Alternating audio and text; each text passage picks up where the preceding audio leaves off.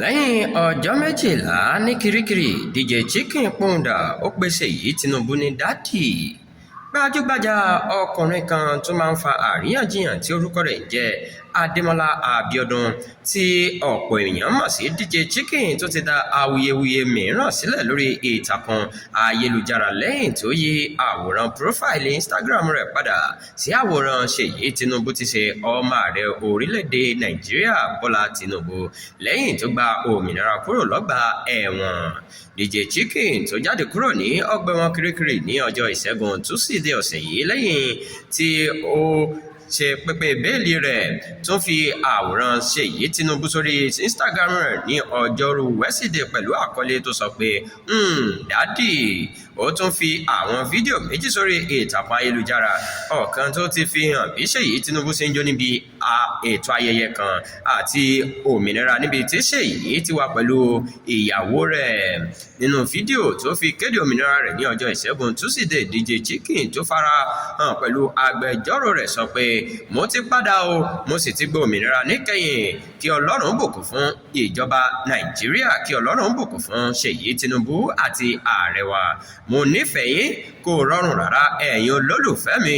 Àwọn tó wà nínú òmìnira kò mọ ohun rere tí Ọlọ́run ṣe fún wọn. Òmìnira dára púpọ̀.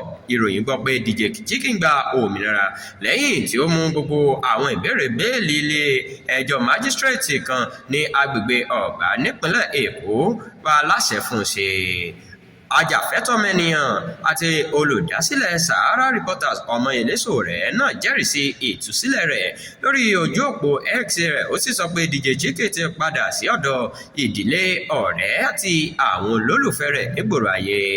Wọ́n ju DJ Chicken sí ọgbà ẹ̀wọ̀n Kirikiri lẹ́yìn tí wọ́n gbé e lọ sílé ẹjọ́ lórí ẹ̀sùn mẹ́ta èyí tó ní ṣe pẹ̀lú ṣíṣẹ̀ sí òfin tó ń ṣàkóso ìtàkùn ayélujára, dídá rúdurùdu sílẹ̀ àti ẹ̀sùn pé ó ń halẹ̀ láti pa Ṣèyí Tinubu. Ẹ̀sùn náà jáde lẹ́yìn fídíò kan tó tàn káàkiri lórí ayélujára nínú èyí tí wọ́n ti ní ó sọ pé ààrẹ Bọ́lá Tinubu kò ní jáwé olúborí nínú ìdìbò ọdún 2027 àti pé ó tún halẹ̀ mọ́ ọmọ ààrẹ náà. Lẹ́yìn ìbáwí láti ọ̀dọ̀ àwọn aráàlú, DJ Chicken fagilé ọ̀rọ̀ náà. Ó sì sọ pé àwàdà ni láti fàkíyèsí àti láti mú gbajúmọ̀ rẹ̀ kiri lórí ìtàkùn ayélujára gbòòrò sí ní pẹ̀lú. Bó tilẹ̀ jẹ́ pé ó tọrọ àforíjì, wọ́n gbé lọ sílé ẹjọ́, wọ́n sì fún ní bẹ́ẹ̀lì owó ìtanràn mílíọ̀nù kan náírà pẹ̀lú onídùúró méjì. Ilé ẹjọ́ sì sún ìdájọ́ náà sí ọjọ́ 3 oṣù kẹjọ ọdún 2026.